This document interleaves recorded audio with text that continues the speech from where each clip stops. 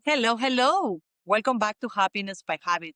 I'm so excited today. I have a very special guest, Larry Farmer. He wrote many books. I can see 1, 2, 3, 4, 5, 6, 7, 10. 10 books. You made it books. I'm so excited to have him right here today with us to talk about his journey and his books. Welcome to the show, Larry. Thank you. Hi. Tell us about your story. What brought you to write books? When I was young, I had artistic inclination right off.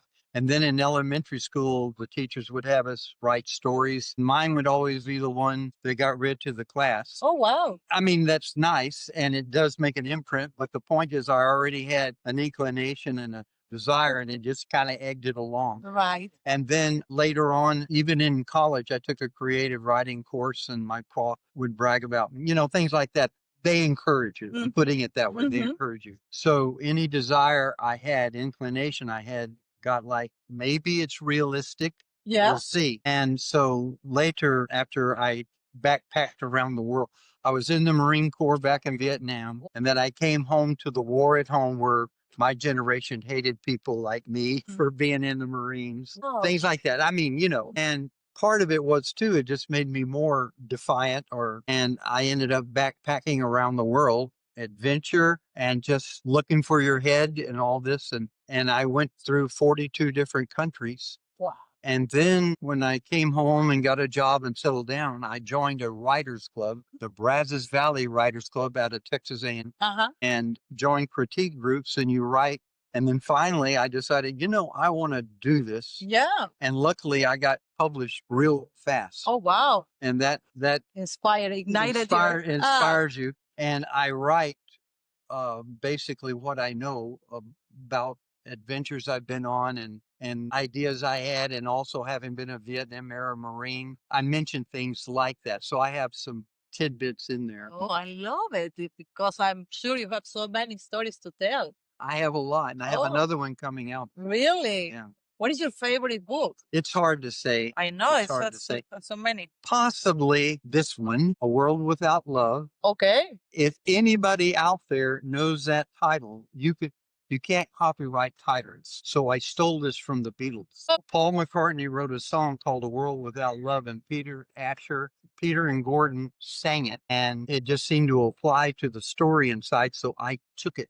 And I hope Paul McCartney notices and says, "Hey, you stole my," but he'll never. My goodness. Anyway, this is a haunted house, and I used to live in Switzerland, and we did get American TV. And one day I was watching The Ghost of Mrs. Muir, and Shelley Fabre, the daughter of the Donna Reed show, was the guest star, and she ended up with a crush on the ghost. And that was so corny, but it was so well done. It charmed me to death. And I thought, and all these ideas formed.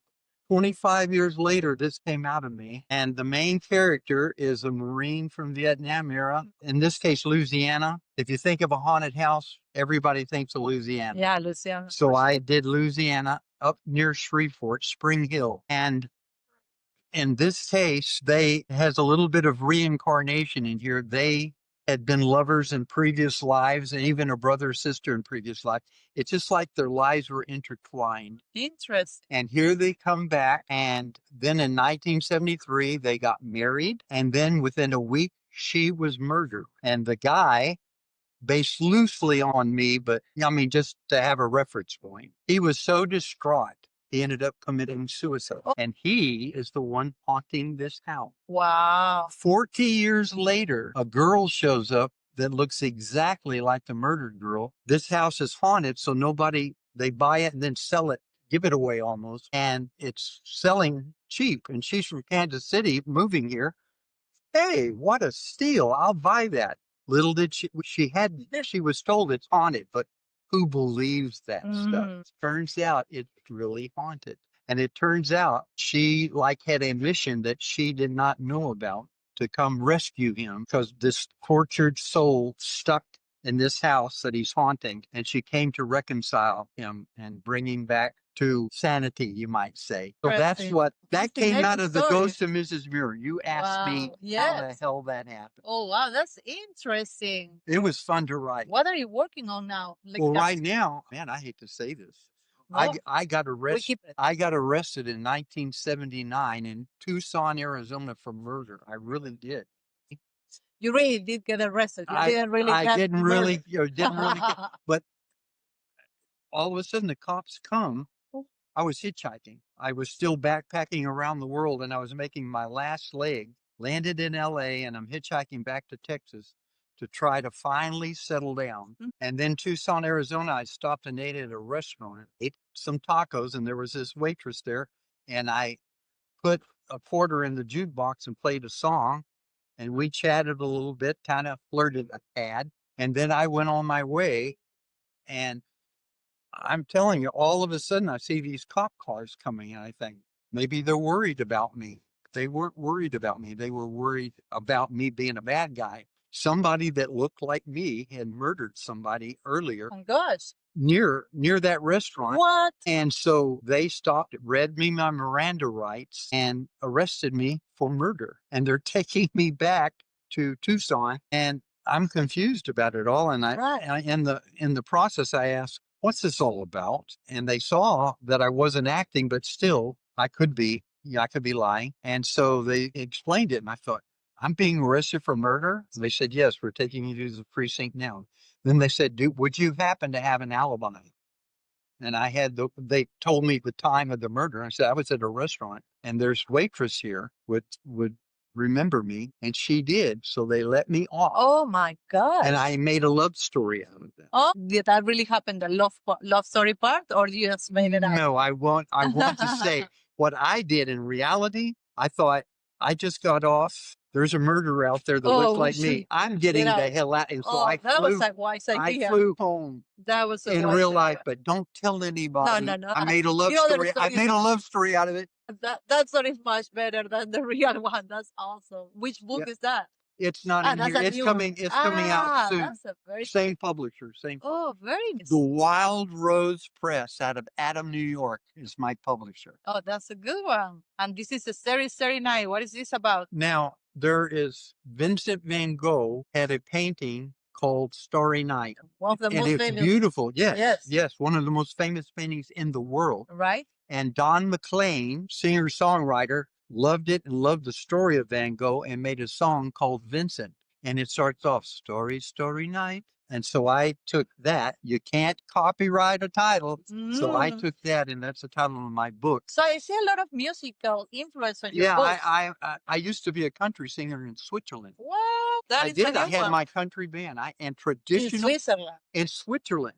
Wow. I had a country band, traditional. I was the singer, and we got a lot of radio time and all that. I kind of musically inclined. I was in the Texas Aggie band, and I write music also. And so with all that, I do include. It's kind of publishers don't like you to talk about music too much because everybody wants to put in lyrics, but they allow you to mention or reference. So meaning don't overdo it. I will be a singer in some or an amateur strumming a guitar, but as long as I don't put in lyrics or anything like that. And so I do include some just to give it a reference point, but not to dwell. People get bored easy with that stuff. Oh my gosh, that sounds like a really cool book to look after. When is that expected to come out? Well, it's still being edited by my editor. Okay, so coming soon. Yes, coming soon. All and right. it will be Take My Hand for a While. I stole another title. Oh, And this tape, Buffy St. Marie wrote a beautiful,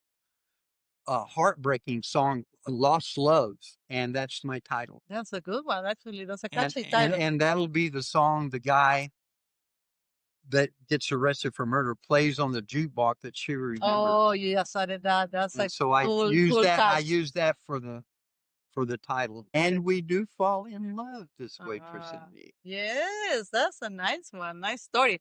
I wonder what would have happened if you reached back to that waitress. You know- Maybe you she might know, be out there. I do hope they catch on and somebody makes a movie or something. So they, I met a guy back then, but If you remember her name, you can I totally don't. find I had to her. make it up. Oh man, well, but that's a really cool. I gave her the name of a friend of mine because I was just talking about it. And she said, "You got to write a novel about that." And nah. And she pushed me. So I named the waitress after her. Oh, that's a nice And she's idea. waiting on it. That's awesome. That's awesome. So are we. Let's wait. Let's look after that beautiful book coming out soon. Where can people find your books? Well, the Wild Rose Press out of Adam, New York is my publisher, and they sell. And Larry Farmer writes. Dad, I'm not that I business cards here, but one word, Larry Farmer writes, all small, FRITESETES.com. LarryFarmerWrites.com is my webpage, and all the links to get it on Amazon, Barnes and Nobles, Kobo, and my publisher are there. Wonderful. And so, and while we're on it, this one I have a bit of pride in. I was in the Peace Corps back in the in the Philippines, and there was a dictatorship of 20 years then, Ferdinand and Imelda Marcos. And while I was there was communist insurrection, Muslim insurrection, Cold War, and a revolution that overthrew the dictatorship, and a love story. How do you not write a novel when you live stuff like that? I was in the barrio trying to save the world, and all this stuff's going on around me. Right? I mean, Peace Corps doesn't make money. You live like in the barrio. You're riding on a bus just like everybody else, and there's ready to be a revolution. Everybody knows there's insurrection, so military police stops every few miles to check everybody's ID, et cetera, et cetera. And now and then some buck is kidnapped, fired upon, all that just normal daily life. And then one day the revolution happened, and I was there for all that. And I thought, I'm the only one that wrote a novel about it. This is in the Peace Corps Library in Washington, D.C. Interesting. So it's got some historical I love it. note to it. But this is what I do. I don't have to make up much. Oh my God, and all stories are really fascinating. So that's awesome. That's awesome. Very good. Thank you so much for your wisdom and for sharing your amazing stories with the Well, world. you're good to interview. Thank you. Thank you. So I'm sure our audience is so happy and looking forward to get your new latest and greatest book. Well, take my hand for a while. And it'll be on Amazon and Barnes and Noble. Okay, very Larry good. Farmer. Larry Farmer. Okay, wonderful. Thank you so much. Farmer in the Dell. Remember Farmer in the Dell. Oh, that's right. Remember that. Well, thank you so much for Well, your thank time. you Larry. very much. All right. Bye bye.